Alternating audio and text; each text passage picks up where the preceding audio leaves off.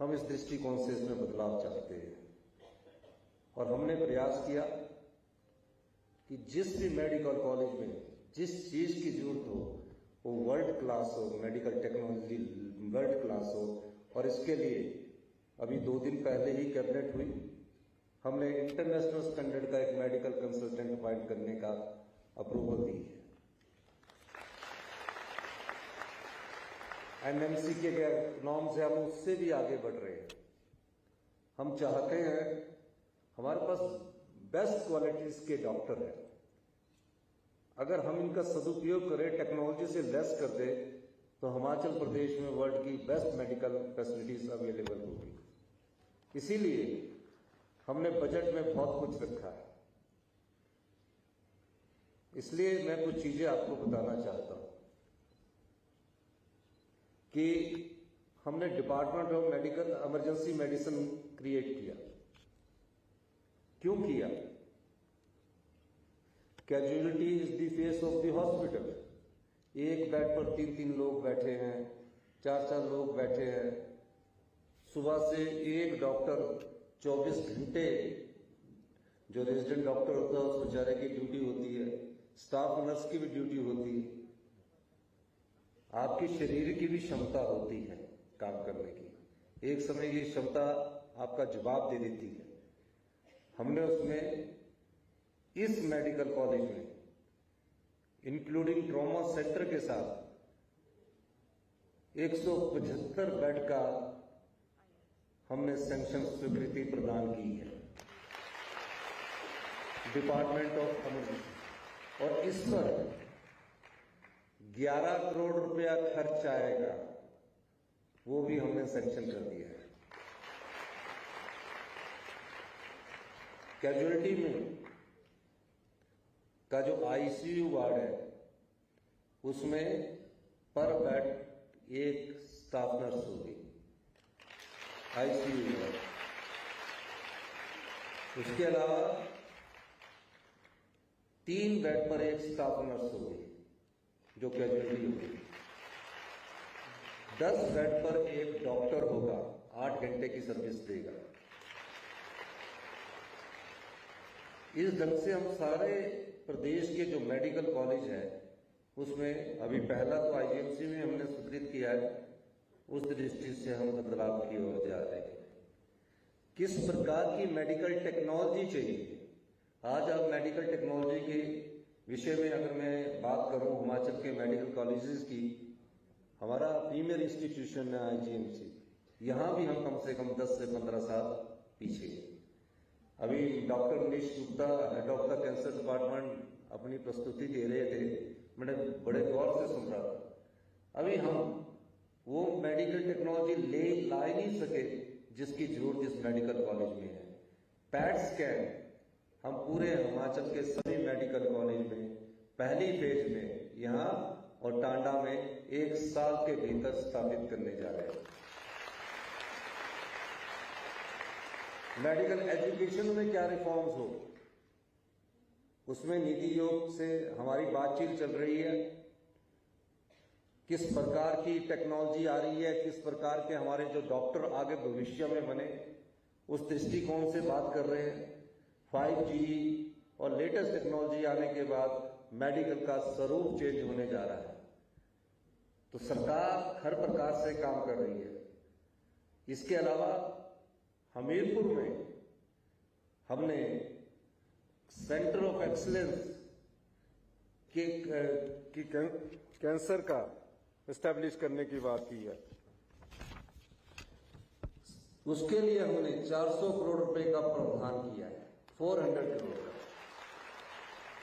Centre for excellence for cancer care. ये क्यों करना पड़ा? हिमाचल में कैंसर के मरीजों की संख्या बढ़ती जा रही है। हम ये भी पता लगाना चाह रहे हैं आईसीएमआर के द्वारा कि कैसे हिमाचल प्रदेश में कैंसर के पेशेंट क्यों बढ़ रहे हैं। उस दृष्टि से भी हमारी सरकार बेस लाइन पर काम कर रही है। कौन कौन सी डिजीज, एक तो सीजनल डिजीज होती है, एक आपके शरीर में एक डिजीज पैदा होकर पता ही नहीं लगता, और जब बाद में पता लगता तो कैंसर हो गया होता है। उस दृष्टि से किन किन चीजों से कैंसर हो रहा है, हमारी सरकार ने इस बार उसके लिए भी धन का प्रावधान किया है। जैसे पानी से है, पानी से वाटर बॉर्न डिजीज होती है। हम क्या करते हैं, पानी को हम क्लोरीन डाल देते हैं, हम ब्लीचिंग पाउडर डाल देते हैं, उसके इफेक्ट्स क्या हुए। पिछले दिनों शिमला में जॉन्डिस हुआ, पता ही नहीं लगा। उसके लिए हम पानी के किस बैक्टीरिया से और वायरस से कैसे लड़ना है, वर्ल्ड की one of the best technology हम यूवी रेस लेकर आ रहे हैं। यूवी रेस के द्वारा पानी में ना तो ब्लीचिंग पाउडर पड़ेगा, ना क्लोरीन पड़ेगा, कोई भी अगर बैक्टीरिया और वायरस आना चाहेगा वो किल हो जाएगा रेस के द्वारा। इस दृष्टि से भी हम आगे बढ़ रहे हैं। अभी हमारी सरकार को 100 दिन बने हुए हैं। हम बदलाव की दृष्टि से दिन प्रतिदिन मेहनत करके लाना चाह रहे हैं, चेंजिंग लाना चाह रहे हैं। इन सब के लिए पैसे की जरूरत है, और हिमाचल में तो डॉक्टर को बहुत अच्छे पैसे मिलते हैं, हाईएस्ट पेड है, एमएलओ से भी ज्यादा पेड है। कई बार पत्रकार एमएलओ के बारे में लिखते हैं, मिनिस्टर्स के बारे में लिखते हैं कि बहुत अधिक पे मिलती है। हमसे ज्यादा डॉक्टर और दूसरे अधिकारियों को मिलती है। इसका मतलब ये नहीं है कि हमें कार्य नहीं करना है। जब अच्छी तनख्वाह मिलती है, अच्छी तनख्वाह से आपके मन में शांति रहती है, आप अपने जरूरतों को पूरा करते हैं, तो थोड़ा सा जो सेवा भाव की कमी आ रही है उसको भी बनाए रखने की जरूरत है। अगर आप इस सेवा भाव को बनाएंगे और सरकार आपको टेक्नोलॉजी से लेस करेगी, तो मैं कह सकता हूं कि हिमाचल प्रदेश स्वास्थ्य की दृष्टि से भी अग्रणी प्रदेशों में शामिल होगा। हमारी क्वालिटी एजुकेशन कम होती जा रही है, हम उस दृष्टि से भी काम कर रहे हैं। लेकिन इन सब चीजों के लिए पैसे की जरूरत है। हम आर्थिक बदहाली के दौर से गुजर रहे हैं। जैसे हमको 100 रुपया मिलता है, हम कोई किसी को कष्ट थोड़ी देना चाहते। हम तो चाहते हैं कि सभी जगह बेस्ट टेक्नोलॉजी आए, लेकिन अभाव होता है। अगर हमें 100 रुपया मिलता है तो उस 100 रुपये में से हम सिर्फ 29 पैसे विकास के लिए लगा सकते हैं, जिसमें आपकी सब कुछ है, डेवलपमेंट है, बिल्डिंग बननी है। 29 पैसे, बाकी हमारे जो पैसे आते हैं वो कर्जे में चले जाते हैं, कुछ उसमें चले जाते हैं। और हम अपने प्रदेश को तब तक समृद्ध नहीं बना सकते जब तक हम अपने पांव पर खड़े ना हो सके। इसके लिए हमें कड़े फैसले लेने की जरूरत है। आज तक लिए नहीं गए। रिसोर्स मोबिलाइजेशन की तरफ कोई किसी तरफ सोचा नहीं गया। जब हमारे पास पैसा आएगा, आपका जीने का अंदाज बदल जाएगा। इसलिए हम इसमें थोड़े और आगे बढ़ रहे हैं। हम रिफॉर्म्स कर रहे हैं, medical technology, medical education, medical system में रिफॉर्म्स कर रहे हैं, एजुकेशन सिस्टम में रिफॉर्म कर रहे हैं। आज एक हिमाचली पर, तकरीबन एक हिमाचली पर जो यहाँ बैठे हैं और भविष्य के जो हमारे डॉक्टर भी बैठे हैं, 93,000 करोड़ रुपीस पर व्यक्ति पर कर्जा है। 93,000 रुपया एक व्यक्ति पर हिमाचल की जनसंख्या के आधार पर कर्जा है। अगर हमको भी अभी लोन लेना पड़ रहा है, हमने भी 3 महीने में कोई 3,000 करोड़ रुपया ले लिया, क्योंकि हमें सैलरी देनी है, वो और चीजें देनी है। लेकिन हम कभी लोन के सहारे अपना जीवन लंबे समय तक नहीं जी सकते। जिस तरह आप लोन लेते हैं ना, कई बार तो किस्त देनी पड़ती है, वही सरकार का हाल होता है। आपके घर में अगर पेमेंट अगर 2 लाख रुपए आता है, आप 2 से 3 लाख खर्च कर दोगे तो 1 लाख तो कहीं से लेना पड़ेगा ना। पर हमारी सरकार ने रिसोर्स मोबिलाइजेशन की तरफ कदम बढ़ाए। हम वाटर पर जो हाइड्रो जनरेशन है उस पर सेस लगा रहे हैं। हम और भी चेंजिंग कर रहे हैं। कई जगह हमारी ऐसी व्यवस्था है कि हमें सब कुछ फ्री में मिलना चाहिए। फ्री में तभी मिल सकता है जब हम अपने पांव पर खड़े होंगे। तो इस दृष्टि से कई बार आपका एरियर है, जितने यहाँ सरकारी कर्मचारी बैठे हैं, 992 करोड़ रुपए आपका एरियर है, देने के लिए हमारे पास पैसे नहीं है। 6 पे कमीशन हमने लागू कर दिया, लेकिन आपका एरियर नहीं दे सके। क्यों? आर्थिक तंगी से जब हम ये प्रदेश आगे जूझ रहा है तो उससे बाहर निकलना है।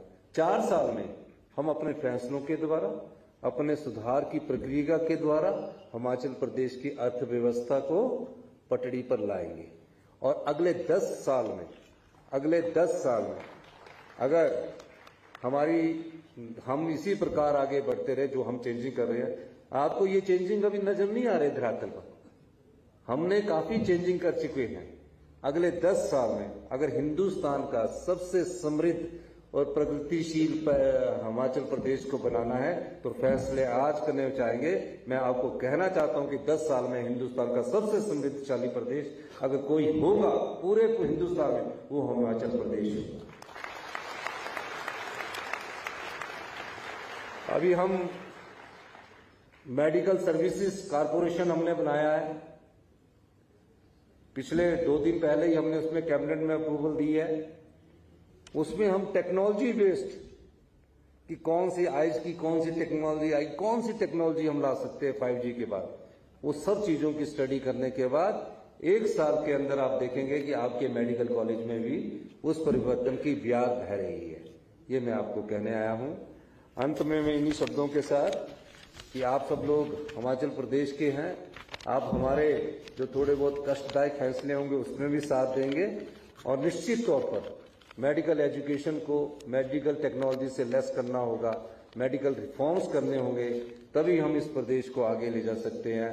आपने मेरी बात सुनी, आपका बहुत बहुत धन्यवाद। जय हिंद, जय भारत।